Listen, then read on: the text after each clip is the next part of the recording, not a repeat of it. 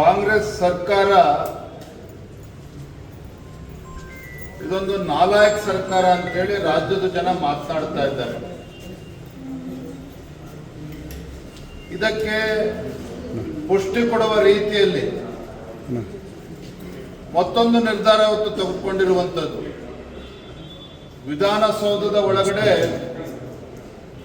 ಮಾಧ್ಯಮದವರೆಗೆ ನಿರ್ಬಂಧ ಹೇರಿರುವಂಥದ್ದು. ಭಾರತೀಯ ಜನತಾ ಪಾರ್ಟಿ ನಾವು ಇದನ್ನು ಬಲವಾಗಿ ಖಂಡಿಸ್ತೇವೆ.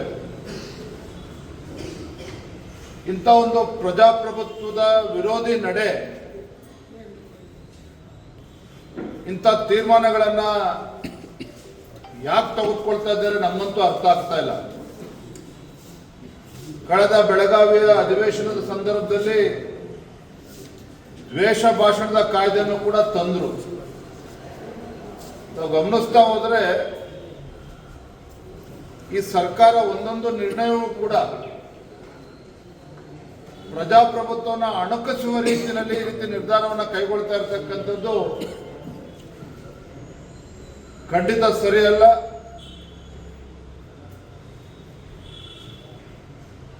ಇಂಥ ಒಂದು ನಿರ್ಧಾರವನ್ನ ರಾಜ್ಯ ಸರ್ಕಾರ ಹಿಂತೆಗೆದುಕೊಳ್ಬೇಕು. ಮಾಧ್ಯಮಗಳ ಮೇಲೆ ಈ ರೀತಿ ನಿರ್ಬಂಧ ಹೇರುವುದನ್ನು ನಾವು ಖಂಡಿತ ಅದನ್ನು ಒಪ್ಪೋದಕ್ಕೆ ಸಾಧ್ಯ ಇಲ್ಲ. ಪ್ರಜಾಪ್ರಭುತ್ವ ವಿರೋಧಿ ನಡೆ ಅನ್ನೋದನ್ನ ಮತ್ತೊಮ್ಮೆ ನಾನು ಈ ಸಂದರ್ಭದಲ್ಲಿ ಹೇಳೋದಕ್ಕೆ ಇಚ್ಛಪಡ್ತೇನೆ. ಪಾಕಿಸ್ತಾನ್ ಜಿಂದಾಬಾದ್ ಅಂತೇಳಿ ಜೈಘೋಷಗಳಿಗೆ ಕಡಿವಾಣ ಹಾಕೋದಕ್ಕೆ ಈ ಅಯೋಗ್ಯ ಸರ್ಕಾರಕ್ಕೆ ಸಾಧ್ಯ ಆಗಲಿಲ್ಲ.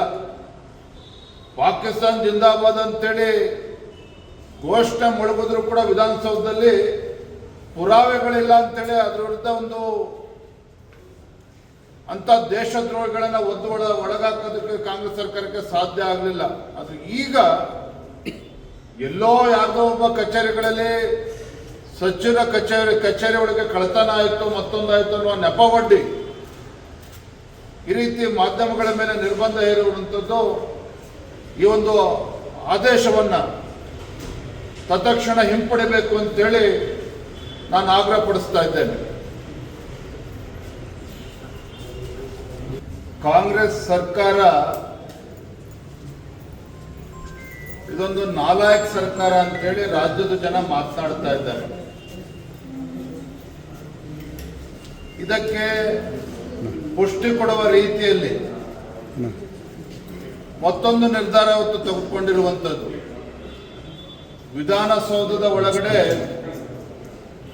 ಮಾಧ್ಯಮದವರೆಗೆ ನಿರ್ಬಂಧ ಹೇರಿರುವಂಥದ್ದು. ಭಾರತೀಯ ಜನತಾ ಪಾರ್ಟಿ ನಾವು ಇದನ್ನು ಬಲವಾಗಿ ಖಂಡಿಸ್ತೇವೆ. ಇಂಥ ಒಂದು ಪ್ರಜಾಪ್ರಭುತ್ವದ ವಿರೋಧಿ ನಡೆ,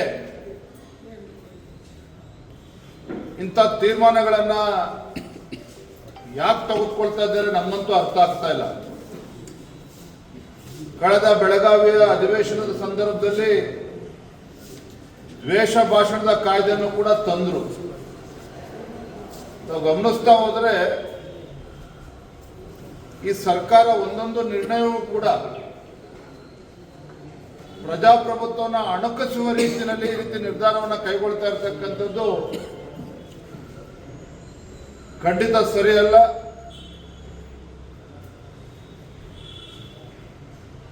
ಇಂಥ ಒಂದು ನಿರ್ಧಾರವನ್ನ ರಾಜ್ಯ ಸರ್ಕಾರ ಹಿಂತೆಗೆದುಕೊಳ್ಬೇಕು.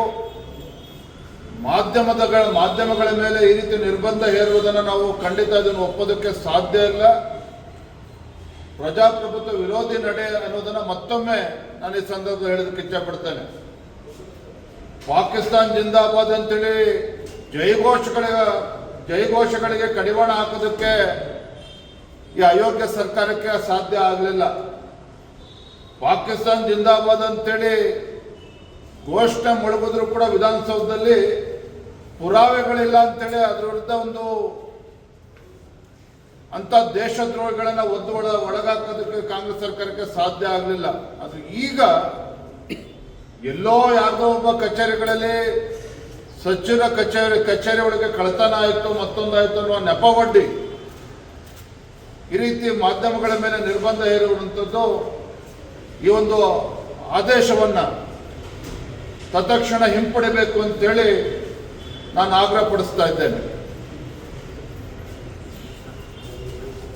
ಹೆಚ್ಚಿನ ವಿಡಿಯೋಗಳಿಗೆ ಪ್ರತಿಧ್ವನಿ ಯೂಟ್ಯೂಬ್ ಚಾನೆಲ್ ಸಬ್ಸ್ಕ್ರೈಬ್ ಮಾಡಿ, ಬೆಲ್ ಐಕಾನ್ ಕ್ಲಿಕ್ ಮಾಡಿ.